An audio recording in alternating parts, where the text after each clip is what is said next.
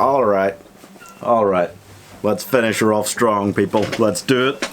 This is, I should just note, my last video of the year. I'll be back probably on New Year's Day. But I need like the week. You know, we've put out a lot of videos in December on this, on the gaming channel. Been working really harder than I should allow myself to stay healthy during these kind of, you know, difficult times in the world. Yeah, basically all I've got to say is I don't have any list of 5 for you guys to vote on for the first fan cast of the year. I don't even...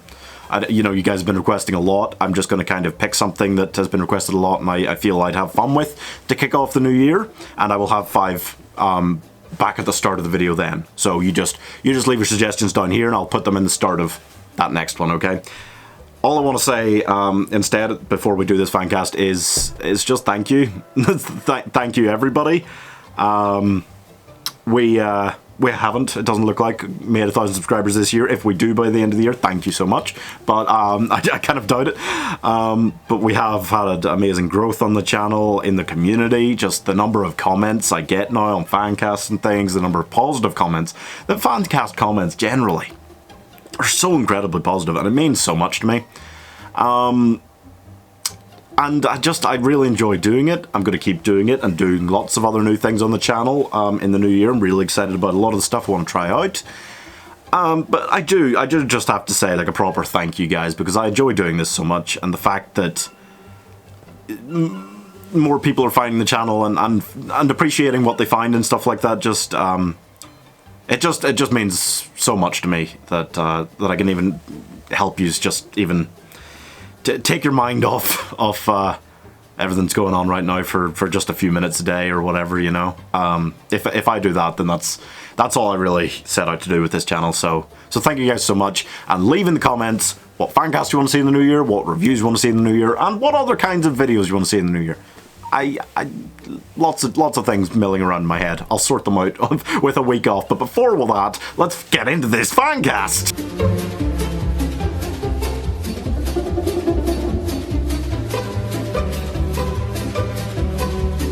It's a wonderful... Am I showing nipple? It's a Wonderful Life. Do you like the costume? George Bailey's story, guys, is timeless. It's literally timeless. No one has... Yeah, let's say no one's really tried all that hard to remake it. They kind of have done versions of it in TV specials, TV shows. They did a TV sequel at one stage. It's a whole thing, you know, but nobody's done a proper remake of this, okay? Can I really bear to do it, you know? Can I really bear to even imagine seeing this? I don't love the idea personally, but you know what? I kind of sat down to try and cast the roles. I had some pushback, you know. I talked it over with like my father. He was not supportive. No. He's a very supportive person. He just wasn't supportive of some of these choices. But frankly, I'm really digging this cast, and it's a wonderful one to be doing on Christmas Day. Merry Christmas, guys. You're probably not watching this on Christmas. Whenever you watch this, you know, Merry Christmas. And guys, awesome choice for the last one. We've got more there that you did choose for next year, but we'll get onto that next year. George Bailey should be Andrew Garfield. Okay, you want to hear why? It's down to Hacksaw Ridge. Very different type of film from It's a Wonderful Life, but Hacksaw Ridge showed me that Andrew Garfield is best in this kind of role that recently I've taken to calling it giving off the beta male leading energy, okay? And that sounds mean, but that's kind of the kind of stuttering, kind of not laid back, but kind of, you know, in your shell role almost, the introverted kind of lead. That's what James Stewart played in a lot of his roles in film. I feel like almost particularly in this. He wasn't exactly a pushover for a lot of this film, but he was cautious, quieter type of guy, you know? Everybody looks to him because he's such a leader, but that's through his actions. As an actual, you know, how his personality is, it's a bit more, you know, introverted and stuff like that. And I think Andrew Garfield would be good at that. He was very good at Desmond Doss, and that is a kind of similar role in a lot of ways, you know? He's such a heroic person, yet when he's actually talking to people and stuff, he is quite, you know, ooh, you know? And I've really taken to loving Andrew Garfield a lot more since I saw him in that and a couple of other things. I've kind of been like, hell yeah, you know what? He's great. Next, then young George Bailey, okay? If you're doing young George Bailey, I think he was 8 originally, okay? I don't know what age the actor that was playing him, the child version of him, was, but I think originally in those flashbacks he was meant to be like 8.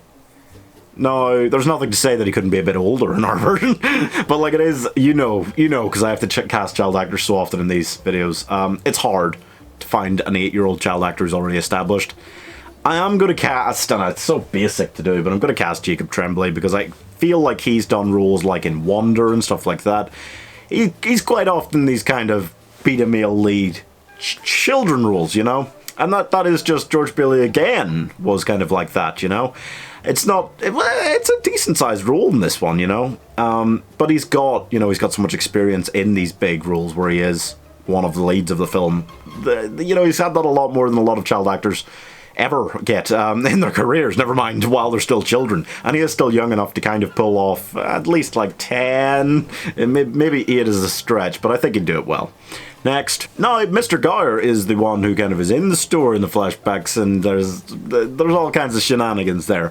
He's the first of several older guys we've got to cast in this, you know, and I don't feel like they're interchangeable by any means, my castings for them, but Mr. Gower is kind of this more almost, you know, kind of gruff kind of role. And it led me to thinking, you know who's actually old enough to kind of start playing that kind of role maybe? Tom Selleck. Yeah. I feel like Tom Selleck is such a good mix for, and he is like 73 now, which kind of surprised me, but shouldn't. But yeah, I kind of feel like he's such a good mix because he could play this more kindly version of Mr. Gower, or this like rougher, tougher kind of, not mean, but certainly like tough love kind of version of him, you know. Either way you want to go for him, I kind of feel like he can play any of that, you know, and Tom Selleck is fantastic, let's face it. Who doesn't want to see Tom Selleck on screen just for all time? I love Tom Selleck, he's fantastic. Next. And Ma Bailey is the other big one from the flashbacks. Yeah, I cast like people like Diane Keaton a lot recently, and I saw some people suggested online for this and stuff, and I was kind of like, there's different ways to go. Bailey, I kind of want her in this version. Okay, we're trying to do something different here. I kind of want her to be this like quite. I just do want her to be like the tough character, you know. She is kind of this tough character, but I didn't know whether I wanted her to be smiley kind of, but into the tough quite suddenly, or the kind of strict but with more of a soft heart.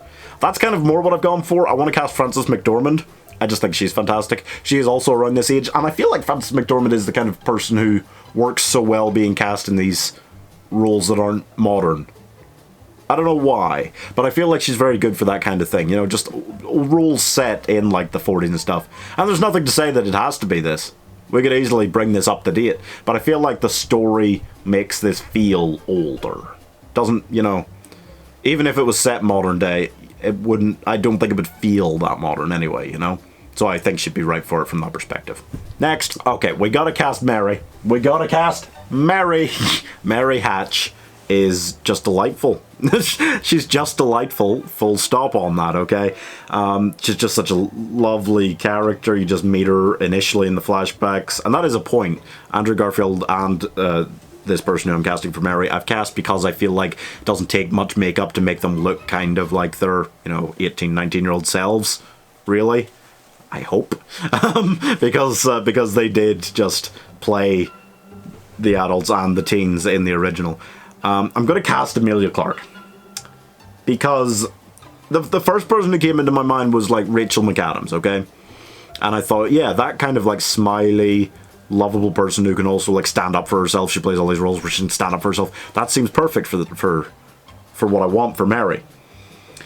But then I realized Rachel McAdams is older than I thought. She could probably still do it, but she's like 42 now, and I was like, oh, 40, that is quite old to be trying to play like the 18-year-old version of yourself, maybe. I cast Amelia Clarke instead because I feel like she's a younger Rachel McAdams in some ways, you know? She's played even tougher roles than Rachel McAdams, probably, you know, with the Daenerys and stuff.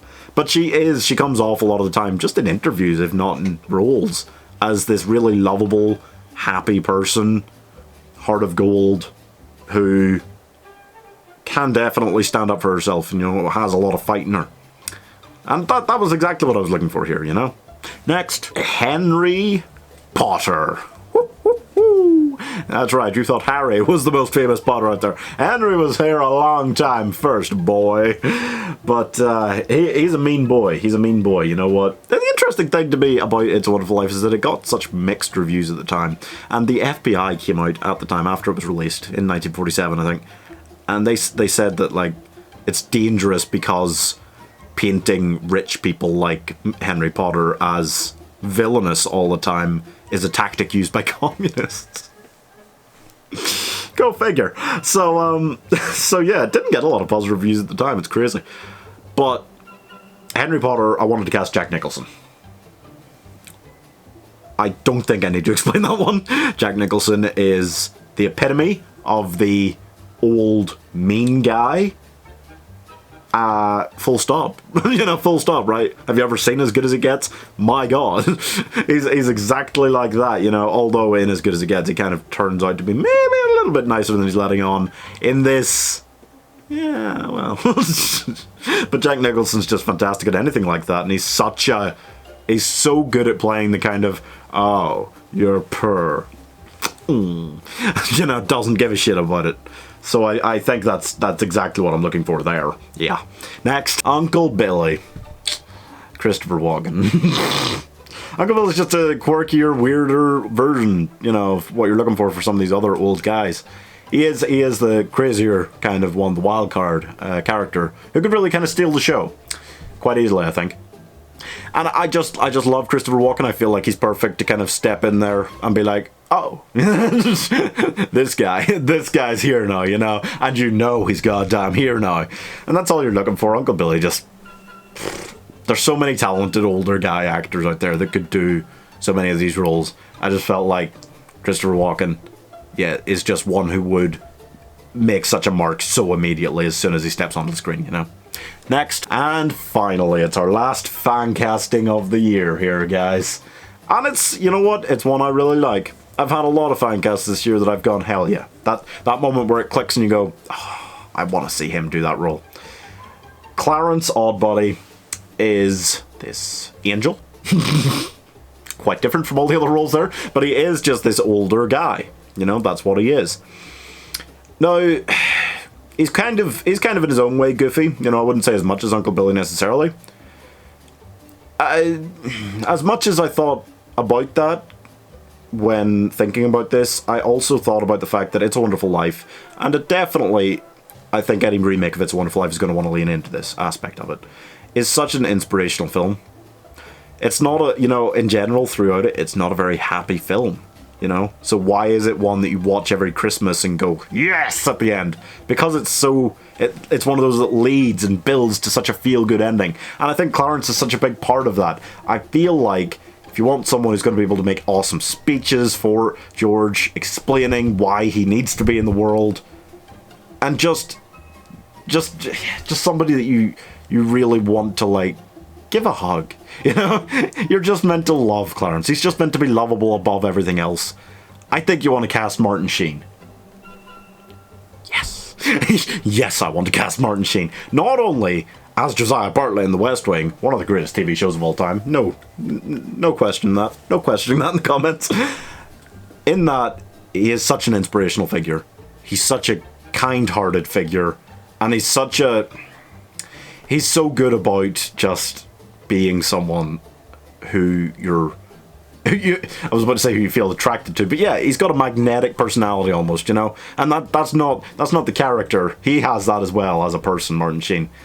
But more recently, in other things I've seen him in, you know, you look at certain comedies he's done on Netflix and things like that, you know, and you realise, well, he can also play pretty gosh darn goofy when he wants, you know, and I think there's a mix in those two roles of what we're looking for in our modern day Clarence, you know. And that's all for this year, folks. Yes, please do subscribe, guys, if you haven't already. We're not making 1,000 this year, but you know what? We're gonna make it next year. Oh yes, I'm determined, not stopping. We're gonna do it, guys. Monetization. God, that'd be cool.